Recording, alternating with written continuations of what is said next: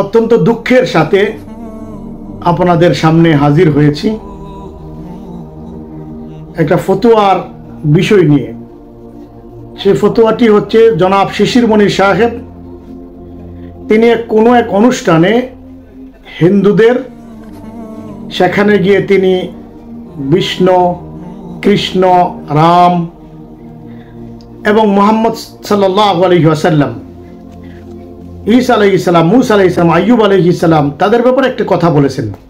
আপনার সন্তানের নাম রাখেন বিষ্ণু, আপনার সন্তানের নাম রাখেন কৃষ্ণ, আমার সন্তানের নাম রাখি মুহাম্মদ, আমার ভাইয়ের সন্তানের নাম রাখে মুসা, আমার ভাইয়ের সন্তানের নাম রাখে ঈসা, আমার ভাইয়ের সন্তানের নাম রাখে আইয়ুব। আর আপনি বিষ্ণু আর কৃষ্ণ রাখেন কেন? কারণ এই বিষ্ণু, এই কৃষ্ণ, এই মুহাম্মদ, এই মুসা, এই ঈসা আমাদের সামনে ন্যায় এবং সত্য প্রতিষ্ঠার প্রতীক। এটা আপনারা ইতিমধ্যে সবাই শুনে ফেলেছেন। একে কেন্দ্র করে আমাদের অত্যন্ত বিজ্ঞ একজন আলেম, মুফতি, প্রথিতযশা আলেম, যাকে আমি মনে করি আমিরুল ইসলাম সাহেব, তিনি তাকে কাফের ফতোয়া দিয়েছেন এবং এটা যথেষ্ট ভাইরাল হয়ে গিয়েছে, সবার মোবাইলে চলে গিয়েছে। অনেক আলেম ভাইরা পর্যন্ত, অনেক আলেম ভাইরা এটা আপনার শেয়ার দিচ্ছে। সুপ্রিয় দেশবাসী, শিশির মনির বলেছে নবীজি ঈসা, মুসা এবং মুহাম্মদ সাল্লাল্লাহু আলাইহি ওয়াসাল্লাম এবং কৃষ্ণ তারা হলো সত্য ন্যায় প্রতিষ্ঠার প্রতীক। এই কথার দ্বারা ইনি কাফির হয়ে যাবেন, এই কথার দ্বারা ইনি কাফির হয়ে যাবেন, এই কথার দ্বারা ইনি কাফির হয়ে যাবেন। এবং মনে হচ্ছে তারা যেন হাতে একটা কিছু শক্তিশালী দলিল পেয়ে গেছে শিশির মনিরকে ঘায়েল করার জন্য। হ্যাঁ, আপনারা দেখেছেন, একটা কথা ক্লিয়ার করে রাখি, এই মূর্তি পূজায় ইসলামী দলের ভাইয়েরা অংশগ্রহণ করার কারণে প্রতিদিন আমি জোরালোভাবে অনেকগুলি পোস্ট করেছি ৬-৭ দিন ধরে। আমার মনে হয় বাংলাদেশের সবচেয়ে বেশি নাম্বার 1 প্রতিবাদ করেছি আমি হুসাইন সারোয়ার, মূর্তি পূজায় তারা অংশগ্রহণ করার কারণে। কিন্তু একজন মানুষকে, একজন মুমিনকে আমি কাফের বলবো, সেখানে ইনসাফ রাখতে হবে। তিনি কাফের না হলে আমি নিজে কাফের হয়ে যাব। এজন্যে আমি আপনাদের সামনে বিষয়টা খুলে দেব। মুফতি আমিরুল ইসলাম সাহেব কি ভুলটা তিনি মূলত করেছেন। শিশির মনির সাহেবের বক্তব্যটা আপনারা শুনছেন। তিনি বলেছেন যে এই যে বিষ্ণু, কৃষ্ণ, রাম, আপনারা এই নাম রাখেন আপনাদের বাচ্চাদের। আমরা আমাদের বাচ্চাদের মুহাম্মদ, যদিও তিনি সাল্লাল্লাহু আলাইহি সাল্লাম বলেন নাই, এটা তিনি ভুল করেছেন, এটা আদবের খেলাফ হয়েছে। বাচ্চাদের নাম রাখি মুহাম্মদ, আমার বাতিজার নাম রাখি মুসা, ঈসা, আইয়ুব। কেন রাখি? এই বিষ্ণু, কৃষ্ণ, রাম, মুহাম্মদ, মুসা, ঈসা আমাদের কাছে সত্য ন্যায়ের প্রতীক। আমিরুল ইসলাম সাহেব তিনি একে কেন্দ্র করে কিভাবে কাফের ফতোয়া দিয়েছেন, এইভাবে দিয়েছেন। আল্লাহ তাআলা বলেন, যালিকা বিআন্নাল্লাহা হুয়াল হক ওয়া আন্না মা ইয়াদউনাহু মিন দুনিহি হুয়াল বাতিল। যে আল্লাহ সুবহানাহু ওয়া তাআলাই হলেন একমাত্র হক এবং তাকে বাদ দিয়ে ওয়া আন্না মা ইয়াদউনাহু মিন দুনিহি হুয়াল বাতিল, এবং তাকে বাদ দিয়ে কাফেররা, তারা যাদের উপাসনা করে তারা সব বাতিল। তো তিনি কি প্রক্রিয়ায় ফতোয়াটা দিলেন কাফের? যে আল্লাহ তাআলা বলেন কাফেররা যাদেরকে উপাসনা করে তারা সব বাতিল। আর শিশির মনির সাহেব সত্য ন্যায়ের প্রতীক বলেছেন। তো তিনি আল্লাহ তাআলার বাতিল ঘোষণাকৃত বস্তুকে সত্য ন্যায়ের প্রতীক বলে কুফর করেছেন। মূল ওনার বিস্তারিত ফতোয়ার সারাংশ এটাই, অন্যান্য ধর্মের লোকেরা যাদের পূজা করে তারা বাতিল, আর শিশির মনির সাহেব তাদেরকে সত্য বলেছেন, সুতরাং তিনি কুফর করেছেন। যারা অন্য ধর্মের দেবদেবীকে বাতিল না বলে হক বলবে তারা তো কাফির। এই হলো ওনার ফতোয়ার ল। পুরোটা আপনারা শুনলে এটাই পাবেন মূল কথা, পুরোটা তো আর বলা যাচ্ছে না। এবার আসেন আমরা চলে যাই একটু সামনে। কোথায়? যে অন্যান্য ধর্মের দেব দেবী, অন্যান্য ধর্মের লোকেরা যাদেরকে পূজা করে, পূজা করলেই কি তারা বাতিল হয়ে যাবে? যেমন ধরেন আল্লাহ তাআলা কালামে পাকের মধ্যে বলেছেন, আমরা সবাই জানি ঈসা আলাইহিস সালাম এবং মারিয়ামেরও কেউ কেউ পূজা করত, ঈসার পূজা করত, এখনো করছে খ্রিস্টানরা। খ্রিস্টানদের একটা গ্রুপ, তারা মূর্তি পর্যন্ত বানিয়ে ঈসা আলাইহিস সালামের পূজা করে। কিয়ামতের মাঠে আল্লাহ তাআলা বলবেন, আনতা কুলতা লিন-নাস ইত্তাখিযুনি ওয়া উম্মিয়া ইলাহাইনি মিন দুনিল্লাহ। ঈসা আলাইহিস সালামকে আল্লাহ পাক জিজ্ঞেস করবেন, ঈসা তুমি কি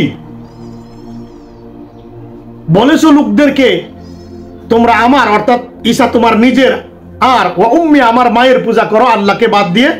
এই কথা কি বলেছো? ঈসা আলাইহিস সালাম ক্বালা সুবহানাকা মা ইয়াকুনু লি আন আকুনা মা লাইসা লি বিহক। যে ব্যাপারে, হে আল্লাহ, আমি আপনার পবিত্রতা ঘোষণা করছি, যে ব্যাপারে আমার কোনো অধিকার নাই, আমি সে ব্যাপারে কথা বলতে পারি না। আমি যদি এই কথা বলে থাকতাম লোকদেরকে, লোকেরা যে আমার আর আমার মায়ের পূজা করেছে, যদি এই কথা বলতাম আপনি তা জানতেন। ইন কুনতু কুলতুহু ফাকাদ আলিমতা তা'লামু মা ফি নাফসি ওয়া লা আ'লামু মা ফি নাফসিক। আমি যদি বলতাম আপনি তা জানতেন, আপনি আমার হৃদয়ের খবর জানেন, আমি আপনার হৃদয়ের খবর জানি না। ইন্নাকা আনতা আল্লামুল গুয়ুব, আপনি তো সব গায়েব জানেন। তো আল্লাহ তাআলা ঈসা আলাইহিস সালামকে বলেছেন, আপনি কি নিজে বলেছেন আমার পূজা করতে, আমার মায়ের পূজা করতে? তিনি বলেন, আমি এর থেকে পবিত্রতা ঘোষণা করছি, আর সাথে আমার কোনো সম্পর্ক নাই, আমি নিজে এটা বলিনি, এমন কথা আমি বলিনি। বলে থাকলে আপনি জানেন, মা কুলতু লাহুম ইল্লা মা আমারতানি বিহি আনি ইবুদুল্লাহ রাব্বি ওয়া রাব্বাকুম। আপনি আমাকে যা আদেশ করেছেন এর বাহিরে, এর বহির্ভূত আমি কিছুই বলিনি। আমি শুধু বলেছি তোমরা আল্লাহর দাসত্ব করো, এবং যে আল্লাহ আমার এবং তোমাদের রব। তো ঈসা আলাইহিস সালাম এর যে পূজা করে, পূজা করার কারণেই ঈসা আলাইহিস সালাম কি বাতিল হয়ে যাবেন? এটা তো কোনো দলিল হতে পারে না। বাতিল হওয়ার জন্য তিনি কাফের ছিলেন, তিনি দিন বহির্ভূত লোক ছিলেন, এই কথা প্রমাণ করতে হবে। এখন শিশির মনির সাহেব বলেছেন যে তারা আমাদের কাছে সত্য অন্যায়ের প্রতীক। এই কথা দিয়ে আপনি কাফের ফতোয়া দিয়ে দিলেন, তাদেরকে বাতিল বানিয়ে দিলেন সরাসরি। অথচ তাদের ব্যাপারে রাম, বিষ্ণু, কৃষ্ণ, যদিও আমার ভাই মুফতি আমির ইসলাম সাহেব কৃষ্ণ নামটা বলতে পারেন না, ইষ্ণ ইষ্ণ বলেছেন অনেকবার। আমি ধারণা করতে পেরেছি তিনি অমুসলিমদের ধর্মগ্রন্থগুলি পড়েন না, যে কারণে রাম, বিষ্ণু, কৃষ্ণ এদের সম্পর্কে ধারণা নাই। আমি একটু পিছনের দিকে চলে যাই, মাহমুদ মাদানী, সৈয়দ মাহমুদ মাদানী और कट्टर मुसलमान। कट्टर का मतलब क्या होता है? कट्टर का मतलब यह होता है कि जो मुसलमान नहीं हो उसके साथ लड़ाई लाजिम है, यही मतलब होता है? जी नहीं, कट्टर का मतलब यह होता है कि सारे इंसानों को बराबर समझने वाला मुसलमान, सबका आदर और सम्मान करने वाला मुसलमान। जितने बड़े हैं, चाहे श्री कृष्ण जी हो, चाहे श्री रामचंद्र जी हो, अगर कोई मुसलमान इनका अनादर करे या इनका सम्मान नहीं करे तो वो पापी है, महापापी है। मुसलमान के कर्तव्य में कंपलसरी है, मुसलमान के लिए लाजिम है, मुसलमान के लिए कि वो इनकी इज्जत करे, इनका सम्मान करे, इनसे मोहब्बत करे। टीचिंग्स को देख लीजिए, तालीमात हम लोग उर्दू में बोलते हैं, उनकी टीचिंग्स को देख लीजिए। अगर श्री रामचंद्र जी की टीचिंग्स को आप उठा करके देख ले और हजरत मोहम्मद साहब की टीचिंग्स को उठा के देख लीजिए, अगर आपको डिफरेंस मिल जाए, नहीं मिलेगा, ढूंढते रहिएगा, नहीं मिलेगा। हां, हम नाम लेने वाले लोगों ने चाहे इनका नाम लेते हो चाहे उनका नाम लेते हो, अपने मतलब के लिए। তিনি একটা ভার্সিটির খুব সম্ভবত প্রোগ্রামে গিয়ে সামনে অমুসলিমদেরকে রেখে তিনি বক্তব্য দিলেন। কি বক্তব্য দিলেন?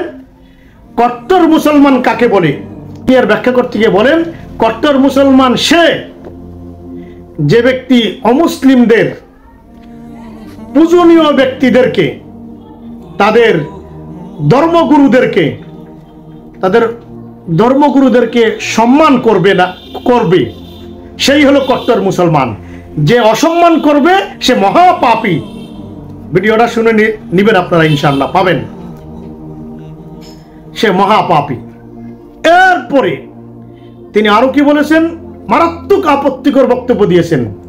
তিনি বলেছেন শ্রীরামচন্দ্রজির টিচিং শিক্ষা আপনি হাতে নেন আর মুহাম্মদ সাল্লাল্লাহু আলাইহি ওয়াসাল্লামের শিক্ষা হাতে নেন, খুঁজতে থাকলেও কোনো পার্থক্য পাবেন না। চিন্তা করেন, মাহমুদ মাদানী সাহেব আওলাদে রসুল সৈয়দ হুসাইন আহমদ মাদানীর নাতি, তিনি বললেন রামচন্দ্রের শিক্ষা মুহাম্মদ সাল্লাল্লাহু আলাইহি ওয়াসাল্লামের শিক্ষার মাঝে কোনো ডিফারেন্স নাই। যদিও আমি তার এই বক্তব্যের প্রতিবাদ করেছিলাম তখনই, বেশ 5-7 বছর আগে, তখন আমাদের কওমি অঙ্গনের কিছু ভাইয়েরা না বুঝে মারাত্মকভাবে আমার পিছনে লেগেছিল।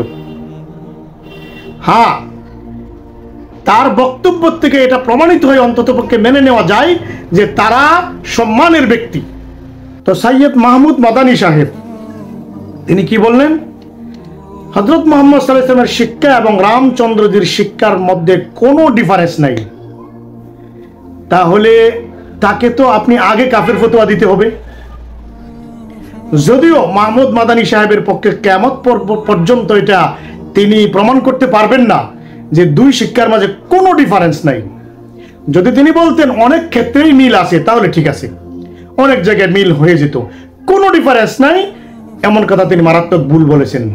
তো কমপক্ষে এতটুকু বোঝা যাচ্ছে যে হিন্দুদের এই রামচন্দ্র, কৃষ্ণ, বিষ্ণু এদেরকে ডাইরেক্ট খারাপ বলা যাবে না। কেন বলা যাবে না? আল্লাহ তাআলা, আমি বেশি দীর্ঘ হয়ে যাবে বিস্তারিত ভিডিও, এই জন্য দলিলের দিকে আর যাচ্ছি না। 1,24,000 পয়গম্বরের রওয়ায়াত আছে, যদিও একেবারে সহিহ না। মুসনাদে আহমদের মধ্যে আছে, তারপরে মিরকাতের মধ্যেও আছে, শরহে ফিকহে আকবরের মধ্যেও আছে।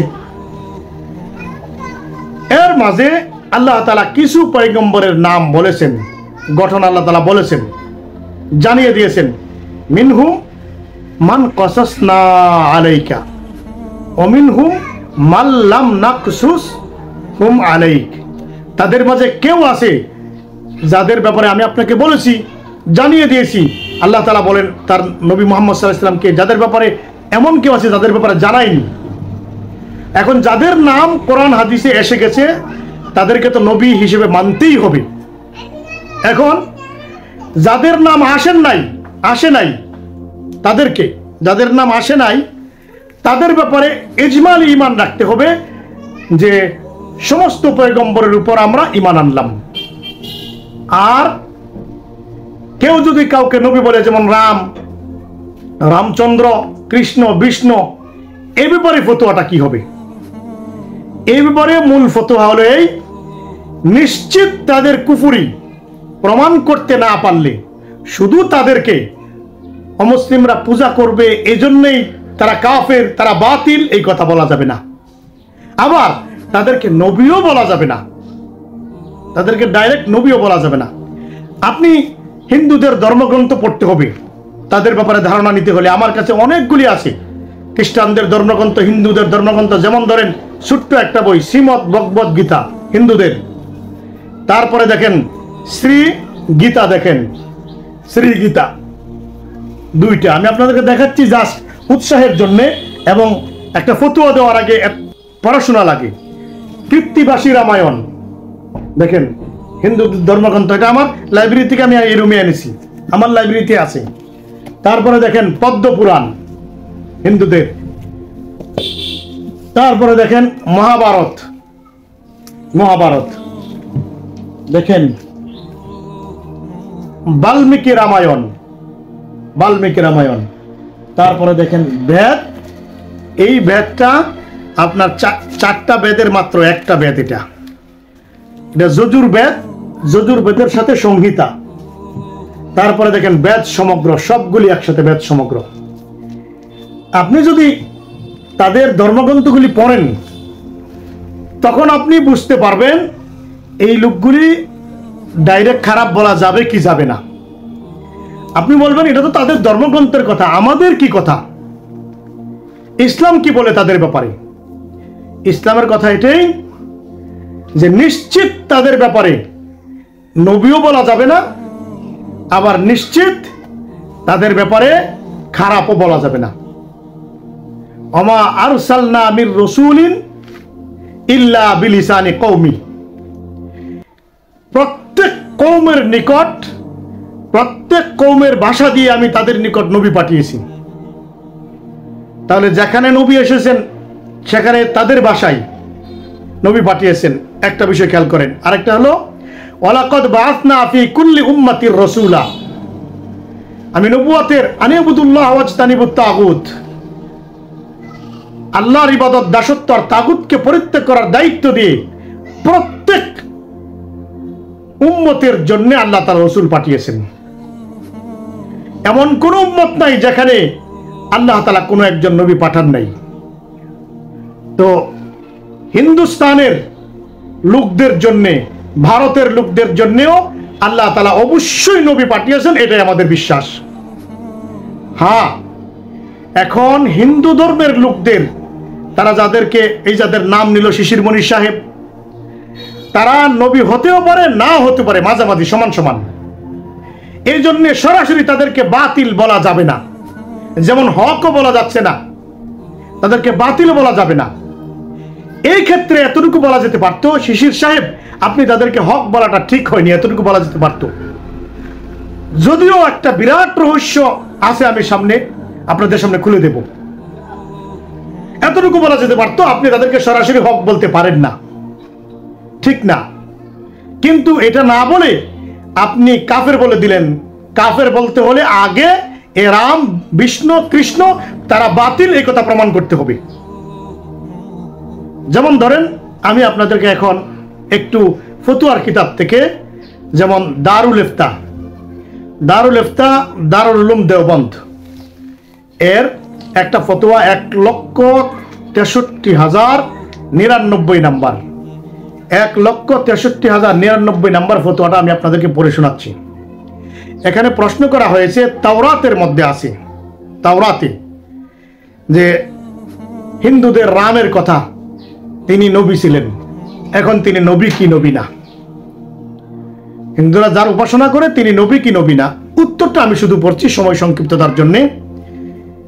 জিন আম্বিয়ায়ে কেরাম কে আসমায়ে গেরামি নুসুস, অর্থাৎ কোরআন ও হাদিস, नुसूस में आए हैं उन पर तू तायीन के साथ ईमान लाना लाजिम और जरूरी है।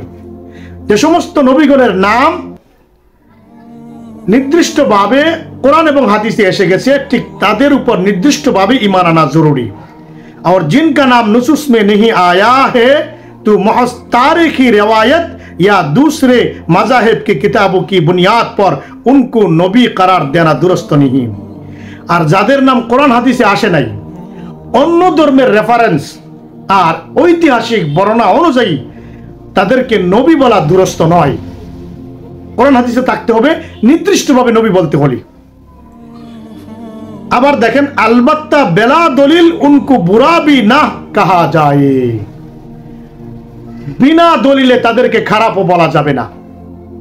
তো আপনি দলিল দেন, রাম, কৃষ্ণ, বিষ্ণু এরা কাফের ছিল, এরা দিনের দুশ্মন ছিল, দলিল দেন। এই দলিল আগে দিতে হবে আপনাকে।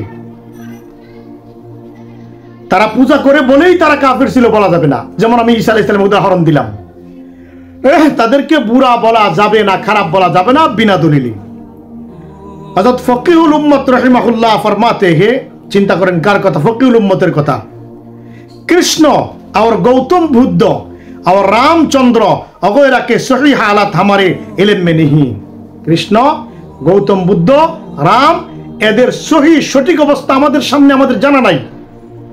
সঠিক অবস্থাটা কি, এরা কি নবী না কাফের, কোনোটাই জানা নাই, আমাদের জানা নাই। তারিখ মে রুতুব ও ইয়াবে সব কুছ হে, ইতিহাসের মধ্যে ভালো মন্দ সব আছে, তাদের পক্ষেও আছে বিপক্ষেও আছে, কিন্তু নির্দিষ্ট বলা যাবে না। যে মুফিদ ইয়াকিন নেহি, যেটা ইয়াকিনের ফায়দা দেয় না, ভালোটাও ইয়াকিনের ফায়দা দেয় না, তাদের মন্দ দিকটাও ইয়াকিনের ফায়দা দেয় না। তার মানে নিশ্চিত তাদেরকে নবীও বলা যাবে না, নিশ্চিত কাফেরও বলা যাবে না। উসলিয়ে কাফুল লিসান চাহিয়ে, এই জন্য এ ব্যাপারে জবান চুপ রাখা। তো শিশির মনি সাহেব ভুল করেছেন, তাদেরকে হকের প্রতীক বলে, যদিও তার কথার ব্যাখ্যা আছে, আমি পরে যাব, আসল রহস্য সামনে আছে। তো কিন্তু আপনি তাদেরকে বাতিল কিভাবে ঘোষণা করলেন? বাতিল ঘোষণা না করলে শিশির মনির সাহেবকে কাফের বলতে পারেন না। আপনি তাদেরকে বাতিল ঘোষণা করা ঠিক হয়নি, এটা হলো আপনার ভুল। দেখেন, এটা তো দারুল ইফতা দারুল উলুম দেওবন্দের 1,63,099 নম্বর ফতোয়াটা শোনালাম, নেট থেকে আমি ডাউনলোড দিয়েছিলাম। এখন দেখেন, আপকে মাসাইল আর উনকা হল, এটা প্রথম খণ্ডের মধ্যে আল্লামা ইউসুফ লুধিয়ানবী 24 নম্বর পৃষ্ঠা। অর্থাৎ অন্য ধর্মের দেব দেবী, তারা যাদেরকে ডাকে আমরা মনে করি তাদের প্রভু, তাদের কথিত প্রভু, এদের ব্যাপারে কি ধারণা রাখতে হবে, এখান থেকে একটা ইশারা নেওয়া যায়। প্রশ্ন, কিয়া গৌতম বুদ্ধ को पैगम्बरों में शुमार कर सकते हैं?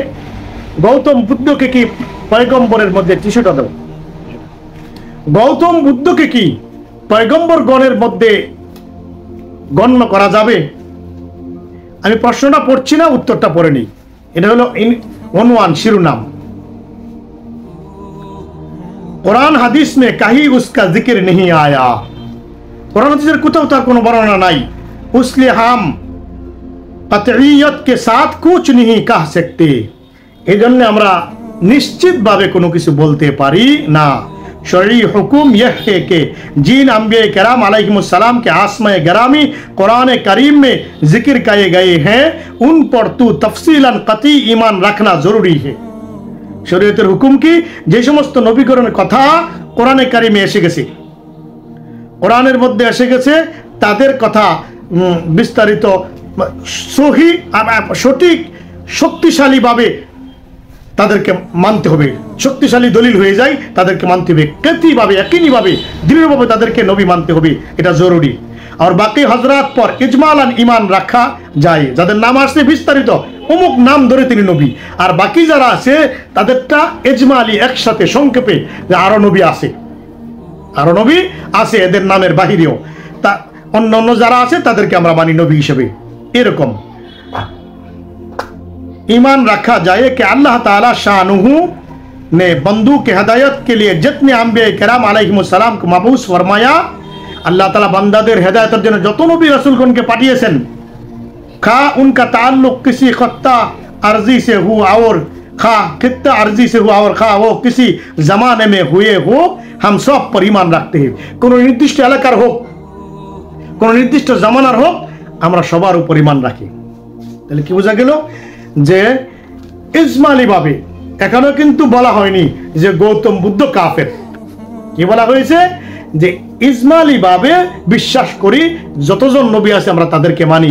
তো গৌতম বুদ্ধ হতে পারে নবী, নাও হতে পারে। রাম হতে পারে নবী, রাম নাও হতে পারে। কৃষ্ণ হতেও পারে নবী, কৃষ্ণ নবী নাও হতে পারে। বিষ্ণু নবী হতেও পারে, নাও হতে পারে। এটাই হলো আমাদের ইসলামী আকাইদ, ইসলামী আকীদা। এবার দেখুন, আমি আপনাদেরকে ফতোয়া মাহমুদিয়া থেকে একটু দেখাই। গুরু নানকের কথা প্রশ্ন করা হয়েছে, গুরু নানক কি নবী ছিলেন কিনা? উত্তর দেওয়া হয়েছে না, কেননা গুরু নানক আমাদের নবীর পরে, যেহেতু আমাদের নবীর পরে আর কোনো নবী আসবে না, সুতরাং সে নবী না। এবার আসেন, রাম চন্দ্র সম্পর্কে প্রশ্ন করা হয়েছে। এই যে ফতোয়া মাহমুদিয়া, এটা হলো আপনার 3 নম্বর খণ্ড 212 নম্বর পৃষ্ঠা।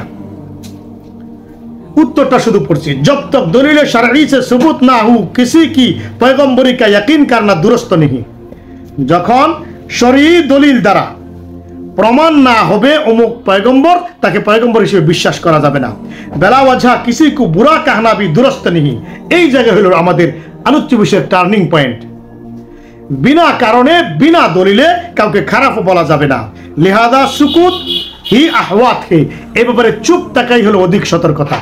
কি শিশির মনি সাহেব যাদের নাম বলছেন তারা নবী হতেও পারে নাও হতে পারে, আমরা কিছু বলবো না, নবী নাও বলবো না, নবীও বলবো না, চুপ থাকবো, এটাই অধিক সতর্কতা। जिसका कुफर दलील शरई से साबित हो वो काफिर है। शरीयतेर दलील द्वारा साबित होले तो से काफिर, उसको काफिर ही कहा जाएगा, ताकि काफिर बोला होबे, मुसलमान नहीं कहा जा सकता, ताकि मुसलमान बोला होबे ना। अगर हक ताला इस्लाम की तौफीक दे दे तो उसको मुसलमान कहा जाएगा। यदि ताके इस्लामेर तौफीक दिए ताके ग्रहण कर ताके मुसलमान बोला होबे। उसकी मिसाली दौर अव्वल में भी मौजूद है। अच्छा, এবার আসেন কি বোঝা গেল? তাকে বুড়া বলতে হলে, খারাপ বলতে হলে দলিল লাগবে। আপনাকে আগে দলিল দিতে হবে। রামকৃষ্ণ এরা খারাপ ছিল, কি কি খারাপ, দলিল লাগবে। এদের দুই পক্ষেই কথা আছে তারিখের মধ্যে, নিশ্চিত না, একেবারে নিশ্চিতভাবে নুসুসের মধ্যে নাই, যেগুলি কাতি দলিল হয় তারিখের মধ্যে আছে, ইতিহাসের কিতাবে আছে। যেমন আমি বলবো ইতিহাসের কথা একটা ছোট্ট কথা। কৃষ্ণের ব্যাপারে প্রশ্ন করা হয়েছে 213 নম্বর পৃষ্ঠা। এই প্রশ্ন কৃষ্ণ নবী কি নবী না, এর উত্তরে जिस तरह किसी नबी साबित नबूवत की नबूवत का इनकार जायज नहीं, उसी तरह किसी गैर साबित नबूवत की नबूवत का इकरार भी जायज नहीं। যার নবুয়তি প্রমাণ আছে তাকে যেমন নবী না বলা জায়েজ নাই, আর যিনি নবী না তাকে নবী বলা জায়েজ নাই। बाज़ अंबिया अलैहिमुस सलाम के नाम कुरान करीम और हदीस शरीफ में आए हैं। अनेक नबीगणের नाम कुरान करीमेर मध्य हदीसের मध्य एसेছে, उनमें कृष्ण जी का नाम नहीं, तार मध्य कृष्णर नाम नहीं। उनके अलावा किसी मुअय्यन शख्स की नबूवत पर ईमान की तालीम इस्लाम ने नहीं दी, बल्कि इजमाली तौर पर ईमान का हुक्म है। एगुली कथा आगे बोला हुई उस तरह के जिस कदर अंबिया अलैहिमुस सलाम मबऊस हुए उन तमाम पर ईमान हमारा ईमान है। कृष्ण जी की नबूवत और बुजुर्गी का कोई पुख्ता सबूत मौजूद नहीं। তাহলে কি বোঝা গেল? কৃষ্ণজির শেষ কথাটা বলছি, কৃষ্ণ তিনি নবী এবং তিনি বুজুর্গি, তিনি ভালো লোক ছিলেন, তিনি যে सालेह ছিলেন এই ব্যাপারে শক্তিশালী কোনো দলিল নাই। कृष्ण जी को नबी कहना बेदलील और बेसबूत है। कृष्ण जी नबी बोला এটা दलील विहीन कथा होगी। ज्यादा से ज्यादा यह कह सकते हैं कि अगर कृष्ण जी की तालीम सही थी और उनके अफ़ाल अंबिया अलैहिमुस्सलाम के अफ़ाल की तरह ज्यादा नबूवत के मुआफिक थे तो मुमकिन है कि वो नबी हो। বেশির থেকে বেশি এতটুকু বলা যাবে যে কৃষ্ণজির শিক্ষা যদি সহি হয়ে থাকে, তার কার্যকলাপগুলো যদি আম্বিয়া আলাইহিমুস সালামদের মতো হয়ে থাকে, তাদের নবুয়তের মতোই হয়ে থাকে, তাহলে এটা সম্ভব যে তিনি নবী। তাহলে দেখেন কৃষ্ণজি নবী না সুস্পষ্টভাবে বলা যাচ্ছে না, কৃষ্ণ যে নবী না এই কথা ক্লিয়ার বলা যাচ্ছে না। সম্ভাবনা যদি নবী না সুস্পষ্টভাবে বলা যেত তিনি বলে দিতেন। তিনি কি বলছেন? এর সম্ভাবনা আছে, যদি তার তালিম হাতে নিলে পাওয়া যায় যে হুবহু নবীদের মতো, তাহলে তিনি নবী। ঘোষণা একরকম দেওয়া, যদি তালিম তাদের মতো পাওয়া যায়। তবে আমি বলছি না তারা নবী। হাম নেহি কা সকতে কে ও নবী থি, তিনি নবী ছিলেন এই কথা আমরা বলতে পারবো না। আরেক জায়গায় 214 নম্বর পৃষ্ঠায় रामकृष्ण संपर्क प्रश्न उत्तर अल्लाह ताला के इल्म में है, हम कुछ नहीं कह सकते। रामकृष्ण नबी की नबी ना এটা আল্লাহ তাআলা ভালো জানেন, এই ব্যাপারে আমরা কিছু বলবো না, নবী নাও বলবো না, নবীও বলবো না। রামকৃষ্ণের আরেক প্রশ্নের জবাব বলা হয়েছে যে কিয়ামত के दिन उनके मुताल्लिक सवाल नहीं होगा, बिला वजह किसी को भी बुरा कहना बुरा है। কিয়ামতের দিন রামকৃষ্ণকে আপনি খারাপ বলবেন না ভালো বলবেন এই ব্যাপারে প্রশ্ন হবে না। সুতরাং বিলা দলিল বিনা কারণে কাউকে খারাপও বলা যাচ্ছে না। তো সারাংশ হলো এই কথা, কৃষ্ণজিকে শিশির মনি সাহেব যাদের নাম নিয়েছেন তাদেরকে খারাপ বলা যাচ্ছে না, যেমন ভালো বলা যাচ্ছে না। তিনি ভালো বলে ভুল করেছেন ধরে নিলাম একটু সময়ের জন্য। তো যদি তারা খারাপ না হয় তাদের ব্যাপারে ইসলামের আকীদাটা কি হবে? আকীদাটা হবে এই যে তারা নবীও বলতে পারবো না, আমরা নবী নাও বলতে পারবো না। সুতরাং এখন তাদেরকে কেউ যদি ভালো বলে, সত্যের প্রতীক বলে, যদিও নবী বলেন নাই, তাহলে তাকে আপনি কাফের বলবেন, এটা মারাত্মক বিভ্রান্তির শামিল। এবার আসেন শিশির মনির সাহেবের বক্তব্যের বিশ্লেষণে যাচ্ছি। এবার শিশির মনির সাহেবের বক্তব্যের দুইটা দিক। একটা হলো তিনি বলেছেন আপনারা অর্থাৎ হিন্দুরা বাচ্চাদের নাম রাখেন বিষ্ণু, কৃষ্ণ, রাম। আমরা আমাদের বাচ্চাদের নাম রাখি মোহাম্মদ, ঈসা, মুসা, আইয়ুব। কেন রাখি? আপনারা এই যে বিষ্ণু, কৃষ্ণ, রাম রাখলেন, বিষ্ণু, কৃষ্ণ, রাম, আর আমরা মোহাম্মদ, মুসা, ঈসা রাখলাম কেন? যে বিষ্ণু, কৃষ্ণ, মোহাম্মদ, মুসা, ঈসা, আইয়ুব তারা আমাদের কাছে সত্য অন্যায়ের প্রতীক। এই কথার দুইটা ব্যাখ্যা। একটা হলো মুহাম্মদ সাল্লাল্লাহু আলাইহি সাল্লাম, ঈসা আলাইহিস সালাম, মুসা আলাইহিস সালাম এরা তো অবশ্যই সত্য অন্যায়ের প্রতীক। শুধুমাত্র রাম, বিষ্ণু, কৃষ্ণ এদের কথা বলছি, যে এরা আপনাদের কাছেও বিশ্বস্ত, আমাদের কাছেও বিশ্বস্ত। আপনাদের কাছেও ন্যায়ের প্রতীক, হকের প্রতীক, আমাদের কাছেও হকের প্রতীক। এই ব্যাখ্যাটা হতে পারে যেটা আপনি মনে করছেন। এটা মনে করলেও তাকে কাফের বলা যায় না, এতক্ষণ বলে আসলাম। আরেকটা ব্যাখ্যা হতে পারে, যেহেতু আপনারা, তিনি ভেঙ্গে বলেছেন, নাম রাখেন এই দেবতাদের নামে, আমরা নাম রাখি আমাদের নবীদের নামে। তো কথাটার ব্যাখ্যা তো এটাও হতে পারে, তারা আপনাদের কাছে হক, সত্য অন্যায়ের প্রতীক বিষ্ণু, কৃষ্ণ, এরা রাম, আর আমাদের কাছে সত্য অন্যায়ের প্রতীক মোহাম্মদ, মুসা, ঈসা, আইয়ুব তারা। এই ব্যাখ্যা হতে পারে। কেননা তিনি বলেছেন, প্রথমে আলাদা করছেন, আমরা কৃষ্ণর নাম রাখি এমন কথা তিনি বলেন নাই। আপনারা রাখেন কৃষ্ণ, বিষ্ণু, রাম ইত্যাদি, আমরা রাখি মোহাম্মদ, মুসা, ঈসা ইত্যাদি। তো সুস্পষ্টই বোঝা যায় তার উদ্দেশ্য হলো এটা কি, যে আপনাদের কাছে তারা সত্য অন্যায়ের প্রতীক, আমাদের কাছে মোহাম্মদ, মুসা, নবীগণ সত্য অন্যায়ের প্রতীক। যদিও তিনি কথাটা একসাথে বলে ফেলছেন, আমাদের কাছে তারা সত্য অন্যায়ের প্রতীক। তো এই ব্যাখ্যায় কেন গেলেন না? তো যেই বস্তুটার দুই দিকের ব্যাখ্যা থাকে, যদিও তিনি সত্য অন্যায়ের প্রতীক মনে করার পরেও, সরাসরি মনে করে এই বক্তব্য দিলেও, রাম, কৃষ্ণ, বিষ্ণুকে সত্য অন্যায়ের প্রতীক মনে করে এই বক্তব্য দিলেও তাকে কাফের বলা যায় না। তারপরও মেনে নিলাম কাফের যদি বলা যায়ও, তবুও কাফের বলা যাবে না, যেহেতু দুইটা ব্যাখ্যার একেবারে সুস্পষ্ট সমূহ সম্ভাবনা, যে রাম, কৃষ্ণ, বিষ্ণু আপনাদের কাছে সত্য অন্যায়ের প্রতীক, আর আমাদের পয়গম্বর যাদের নাম তিনি তারা আমাদের কাছে সত্য অন্যায়ের প্রতীক। এই দুইটা ব্যাখ্যা সুস্পষ্ট থাকার পরে আপনি কাফের ফতোয়া দেওয়ার কোনো অধিকার আপনার নাই। কাফের ফতোয়া দেওয়া একটা মারাত্মক বিভ্রান্তি। যেমন কেউ বলল, কাজী নজরুল বলেছিলেন খুদার বক্কে লাথি মার, আপনি বললেন কাফের হয়ে গেছে। অথচ এটার দুইটা ব্যাখ্যা হইতে পারে, আসলেই তিনি আল্লাহ তাআলার উদ্দেশ্য করে বলেছেন। আবার ওই ব্যাখ্যা হতে পারে খুদার তো কোনো বক্ষ নাই, বুক নাই, তিনি তাদেরকে উল্লেখ করেছেন যাদের বুক নাই এমন খুদার। যেহেতু দুইটা দিক পাওয়া যায়, একটা ইমানের আর একটা কুফরের, আপনি সুস্পষ্টভাবে এইরকম ক্ষেত্রে কাফের ফতোয়া দিতে পারেন না, এটা আপনার সবচেয়ে বড় ভুল। আর তাছাড়া আমার ভাই মুফতি আমিরুল ইসলাম সাহেবকে বলবো, আপনি যে ভুলটা করেছেন, হিন্দু ধর্মের এই সমস্ত কৃষ্ণ, বিষ্ণু, রাম এদের ব্যাপারে আপনার পড়াশোনা নাই, এজন্য আপনি ভুলটা করেছেন। আশা করি আপনাদের সামনে বিষয়টা ক্লিয়ার, যে শিশির মনির সাহেব কুফরি করেন নাই, তবে তার উচিত ছিল তিনি কথাটাকে আলাদা করে বলা, সত্য অন্যায়ের প্রতীক আপনাদের কাছে আপনারা মনে করেন সত্য অন্যায়ের প্রতীক, এটা ক্লিয়ার করা দরকার ছিল। আর আমরা মনে করি আমাদের নবীগণ সত্য অন্যায়ের প্রতীক, এই জন্য আমরা এই নামে রাখি, ক্লিয়ার করা দরকার ছিল। এরকম ভ্রান্ত ফতোয়া দিয়ে ভাই আল্লাহর ওয়াস্তে জাতিকে আর গুমরাহ করবেন না, জাতিকে বিরাট ফিতনার মাঝে ফেলে দিবেন না। এখন যদি কেউ না বুঝে এসে আমার সমালোচনা করেন, কমেন্ট করেন, আমি তার পরোয়া করি না। ইন আজরিয়া ইল্লা আলা রাব্বিল আলামিন, আমার প্রতিদান দিবেন একমাত্র রব্বুল আলামিন।